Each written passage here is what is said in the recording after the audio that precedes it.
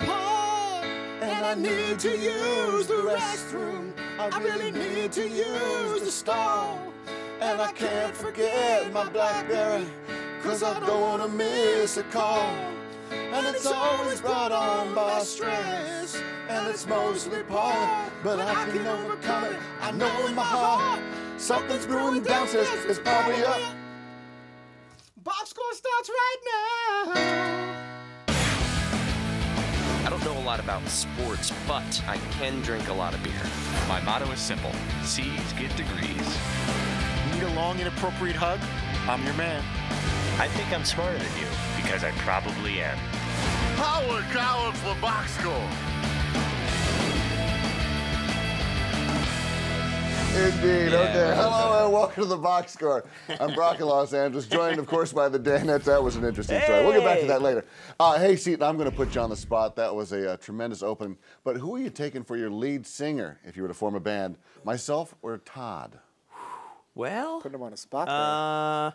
Pick a favorite. it's not Dad. a commentary on whose voice I like better. It's who's able to sing sort of and stay on beat.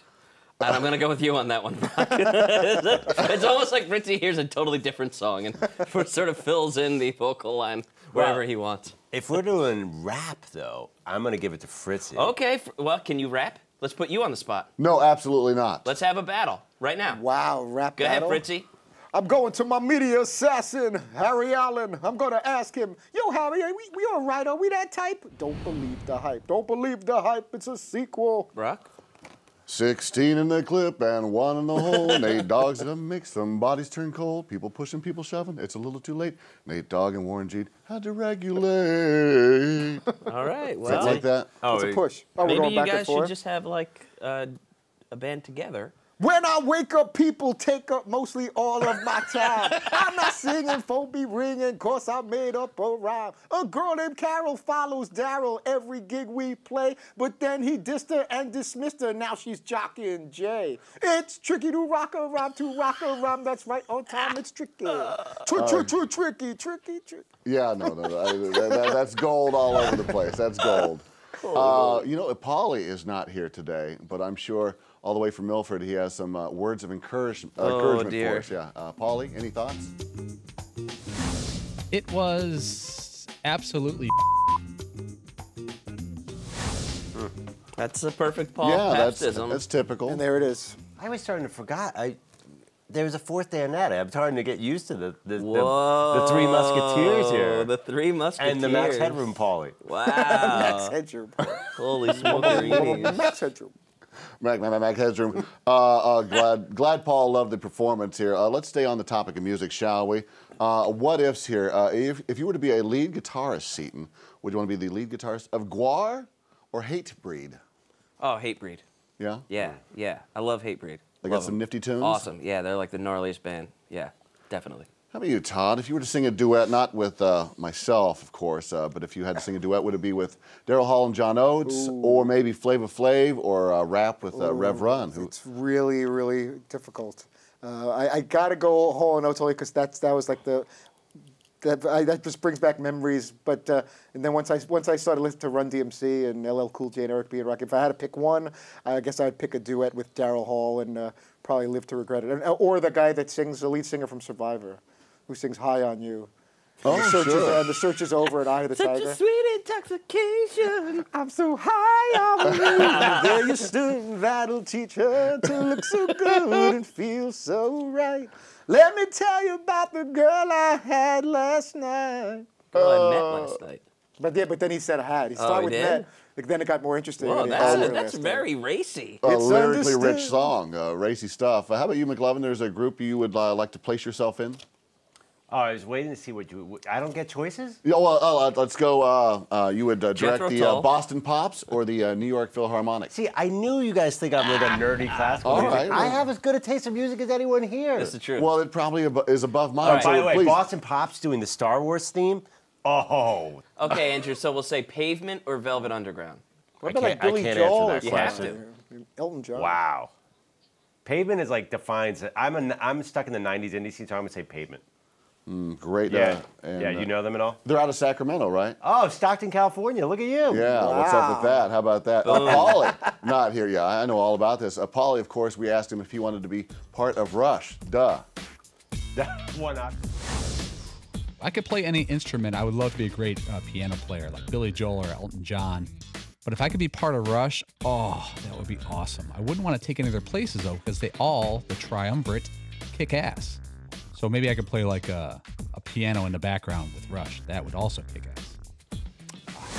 You know, it's so interesting because Paul, he always throws you a curveball whenever you're not expecting anything, because Paul is someone basically with little to or zero emotions picks what is really a very emotional instrument like the piano, whereas but Paulie grew up playing the drums. I thought Paul was a drummer. Elton John and Billy Joel. Why wouldn't he want to be a drummer? He always zigs when you think he's going to zag. I would have asked Paulie, would you lose an arm to be the drummer in Def Leppard? And I would have thought that'd be yes, because that is like, that's Paulie's wheelhouse. Didn't the drummer of Def Leppard actually lose an arm? Yeah, in an auto accident. Yeah, he lost his. That was kind of my point, Todd. I just wanted to bring it home. Played like that, I think, with the. Can you the imagine feet. at some just a point in random- life, like a that guy random- was like, That's a oh random my God, I'd coincidence. totally give like my arm to do that or whatever, and then he actually did. Can Yeah. you imagine like if It's it came awful. true, like, okay, Yeah. you could be in Def Leppard, give us the arm. Remember that time in the pub you said that? Well, yeah, kind of. Yeah, It wasn't okay. serious. Let's go, pal. Oh. Holy moly. You know, if I could jam with someone, it'd be Taylor Swift. Yeah, of course. That'll Hey, work. Swizzle? Yeah, haters gonna hate. Either that or was it Adriana Grande? I think I would. Ariana Grande. Yeah, I think I could back her up all right. From, no, I mean, you know, vocally. Victoria's Okay, fame. let's get out of here. All right, coming up, there was a lovely lady that dropped by the man cave today, and of course the boss got to talk to one of his heroes face to face. You know how that hero got to the studio? Any thoughts on that? Maybe some type of Ram vehicle. I would Yeah, think. perhaps. Yeah, the Ram 1500 Eco Diesel. He's I'm got sure. long legs, and that's perfect. Oh yeah, I mean the logo and that thing. I mean, come on, it's the most Lakers fuel efficient and half-ton Eco truck on the road.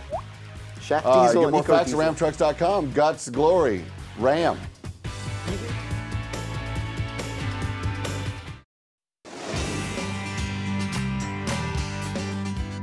So you're gonna look at McLovin's form. Okay. All right, I'll come over here and catch it. Okay. Thank you.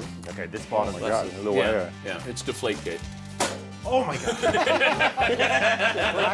Actually, that's pretty good. He shot the lights out there. Welcome back to the box score. McLovin literally shooting the lights out here in the LA studio. I know the boss would love to have Jerry West out there in Milford. Any effort to get him out there? We will always, when it comes to Jerry West, you know, we will make sure if he's back east at any point for any kind of function, speaking engagement or whatever, to get him shooting hoops in the Milford Man Cave would be huge. In the meantime, we're in his neck of the woods, and I just, you know, I'm sure I could speak for everybody. If we could only have one in-studio guest the whole week, seeing how emotional Dan gets around Jerry West, it was so good to see them right next to each other. I think you speak just for yourself, because we all want Genevieve Morton. Yeah, well, looking forward to that. Yeah, of course. And Emmanuel Shariki, who couldn't join us. Well, of course. Any jitters around the NBA legend? You know, I really didn't, because the timing was funny. Dan had just gotten over, we might discuss it later, an inappropriate hug. And Jerry, I could see Jerry in the back, waiting in the wings, laughing. Yeah. He was laughing at Dan having an accident with a young lady. And I was saying, oh, this guy's cool with the show. And he was really relaxed and nice. Well, I know you have a problem sort of controlling your nerves sometimes. Yeah, and I Jerry do. West is, when he was the manager, GM, of the Lakers, he had a similar technique, I think, that helped him calm his nerves when he couldn't control the outcome of a game. I actually drove beyond Santa Barbara. And I told a friend of mine, I said, I know this is crazy and I know it's insane, but do not call me until the game is over, because I want to know the outcome of the game. And so I was up there in fidgety. I wanted to turn the radio and listen to late great Chick Hearn here in Los Angeles, who was such a icon in this city in terms of being able to broadcast a game where you felt like you're right there in the court with him. I wouldn't turn it on, and I drove and drove, and I started driving back, and I got to about Thousand Oaks, California. The phone rings. As my friend called me, he says, relax. He says, you guys just won. That's I love stories like that. But to be so, and he's told this story, you know, on the show before, but it was great to hear some more, you know, details in person about how he gets so nervous for games that he just couldn't watch, or he's kind of peeking through his fingers in the back of the Great Western Forum, and then he did it again, like at Staples Center, where he just couldn't bear to see how it was going to play out, and then, you know, to go for a long ride and not want to know, you know, what's going to happen with the outcome of the game. It's Jerry West. It's just wow. We could all relate to that. I used to get like that over, you know, like midterms and finals and quizzes, and get like, you know, the upset stomach. I've never experienced that regarding school. But yeah, I would be panicked, and I could know it as good as the teacher. I could have studied weeks in advance, and I know it backwards and forward. And I'm like, oh my God, handing out the paper, and there's a test, and you know. But Jerry West handles it by just going for a drive up Calabasas or Thousand Oaks, Santa Barbara, Laguna, wherever he's going, and I'm just doubled over in pain because I got a history quiz in 9 days. So you seem like a pretty cool customer. Ever get a case of the nerves, or? Oh my God, are you kidding me? The first time we went on TV, I was pretty nervous. I mean, I'm sure we all were. I definitely get stage fright on the big stages. You don't see it. Now, how many box scores have we done? It took me about 40 or 50 to get comfortable with you, Brock. Your timing and everything. Sure. And the star power. Not a problem. Yeah. Anything that rattle you, Seton? Oh, are you kidding me? I live in a constant state of being rattled, but that's more just like socially awkward rattled. I don't care. Like I didn't care at all about schoolwork, not one bit. I was just like, oh, did we have that today? Uh-oh. Or I would get stressed over like, oh, I'm probably gonna be in trouble for failing that quiz. But I didn't think of like maybe I should have studied for the quiz, so then I don't get in trouble, and then I do the good. Are you as panicky about being at the Playboy Mansion socially tonight? Oh, you have no idea. That almost to the point where I was like, you know what? I'm not gonna go just because I don't want to. Me too. I just don't want to feel so stupid standing there. We are like, gonna look. That's why we need. When we like have you're Dan, just an idiot. cool. You feel so dumb. But at least a couple of those hours is going to just be sitting there staring at a screen watching the movie. So that blocks out that portion of the evening where you don't have to interact and go, oh, she's hot. What do I do? What am I supposed to say? I think there's Hugh Hefner over there. Should I, you know, ignore him or say hi? Thanks for allowing us to be here on your program. Like, you know, I could understand. Although we've had him on the show before, haven't we? I don't know if he would remember that. Not that he's incoherent, but it was, you know, quite a number of years ago. I don't know if he said. Oh my God, Todd. No, I honestly don't know what his mental state is, but I'm sure as long as everything's working physically and you know, taking care of the ladies. A little blue pill, I'm sure, to help him out. Or a couple of blue pills, whatever you got to do. All right, well, we're going to keep it sexy here on the box score because coming up, we're going to dive into something. It's called Askgate. Askgate.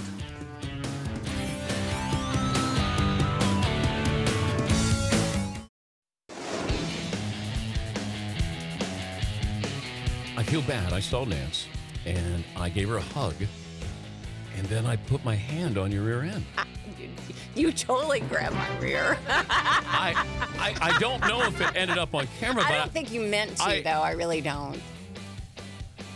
We are back here on the box score. Dan got a little touchy-feely with Nancy O'Dell today. Of course, you had Kevin Frazier on yesterday. Why no butt slap on him? Any reason for that? The bottom line is Nancy O'Dell, if I may be so bold, has a much cuter tush. And I think it's more because Dan is more of a cup check guy than, I mean, he's not going to cup check Nancy O'Dell, but probably cup checked Kevin Frazier, judging by Dan's history of hitting people in the nuts. Well, he certainly went in for a little tap on the rear end action, and of course the cameras were rolling, and I think we caught several of these little slaps on the hiney. If we can look back at this, where he's up high, then slides. Whoa, there we go. Good game. Good game. Just do? That's a little tap. What did he just do? Trip double. It was like a double tap, and there it is. Fritzy, that was the greatest technique there. You know what? I'm known for the creepy hugs, but that that may be a that's a step out of bounds that I didn't even consider trying to pull off. You've done that to some of our sponsors. I have, but never again. I've rubbed the stomach of a number of male sales associates and those that sponsor the show, as Seton said. But I don't think I've ever come close to tapping or grabbing a guest rear end like that. What did he just do? I'll do the hug. Would you guys like to see it again? I think we can do that. Roll that lovely footage. Here it is, a nice hug. Welcome to the Dan Patrick Show, and nice shot. 1, 2. That was very brave. Boy, there it is. I don't understand what he could have been thinking there. Maybe he's patting her down for weapons. I don't know. Safety first here in the man cave. Do you know we went to what movie? We went to a movie premiere. Oh, it must have been Just Go With It with Brooklyn Decker. And I saw her there, and she was like, "Hey, how you doing?" And I gave her a hug, and she's super tall, and I hugged her like that, and my hand went right to like the small of her back, like just above, almost to, it was awkward and it was inappropriate. And then like another time she called in and she was just like, "Well, one of the Danettes sort of grabbed my rear once." Oh my goodness. And I was like, "Oh my God, I wonder if that's what she was talking about." Well, what you guys don't know is we also have audio of said event as we bring you this. Box score! Box score exclusive! How are you? Great to see you. I'm so awesome that you're here. Great. so excited to be here. For the You know, I had to wear some boots. I'm like, these are my Summer boots. What boots can I wear for this? How are you? No, he's the one. Oh, I just grabbed your ass, too. I think you did. You did a little ass grab. Oh, wait a minute. Like Did we get that on It was camera? like a real I hope not. Holy smokes. You know? What's up, Skillet? That's how I hug people. I grab their ass. That's amazing. That's absolutely amazing. Good for him for. He got right in there and acknowledged it. Thank That's an God. important point, or a part of that. And it wasn't a grab, we should be clear. It was a pat. It was a double tap. As awkward as it might be, there's a big difference between a little love tap and actually a cupping or a grab. But the still picture, okay, the video is actually a lot better than the still picture. Looks like he's got a handful, like he's cupping her rear. It's amazing. It's because it's that frozen moment in time where it could be, you don't know, it could be, it looks like it could have taken several seconds or minutes when you just freeze it in the moment. Well, Nancy said her height was sort of a factor in all of this. And McLovin, you are the tallest Danette. Do you usually get the love tap when someone hugs you? Or? No, it's weird. No one touches my butt. I mean, I don't really have much of a butt, so there's not much to grab. But no, that's never happened. Dan's given me many hugs, and there was never a double tap at the bottom. And any taps here? We're expecting them at the Playboy Mansion or anything like that? Or? Oh God willing, there could be all kinds of taps going on. But in the meantime, we need to make sure Dan behaves when Genevieve Morton and Carissa Thompson. Doesn't your family watch the box score? We talked about this I before. know. They let it slide. My wife is very, very understanding. She can wink at that? I would hope. I would hope she may have, winks I may have stepped over Can the she line wink once at or the twice. fact that you're going to be on penicillin when you get back because your time in the grotto? Oh, my goodness. All right. Salve will clear that up. Yeah, on that. Don't go away. We're going to recap the guys' night at the Duck Blackhawks game. Just wondering, how'd you guys get down to Anaheim? A Ram 1500. Oh, you better believe it. Right You to better the believe OC. it. The Ram Heavy Duty, it's probably built to take the LA traffic for sure. Yeah, it sure was. Oh, so comfortable. And when you're in all that traffic, you know, going down the 405. Turns into a monster truck and you just roll right over all the cars in front of you. Oh, it's the best in class to get your ass to the Anaheim Duck Pond. Is that what it is? Yeah. Okay, certainly. Sure. All right, Guts, Glory Ram.